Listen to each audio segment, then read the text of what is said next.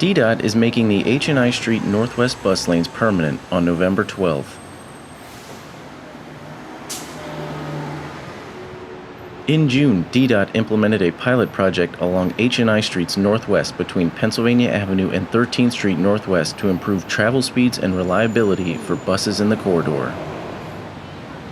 Up to 70 buses per hour use H&I Streets Northwest during peak periods, carrying approximately 80,000 residents and commuters through the corridor each day.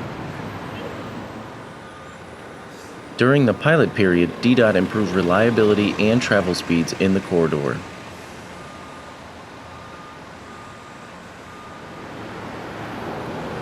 DDOT will extend the hours of the bus lanes from 7 a.m. to 7 p.m., Monday through Saturday, and improve signal timing to help keep traffic in the corridor moving.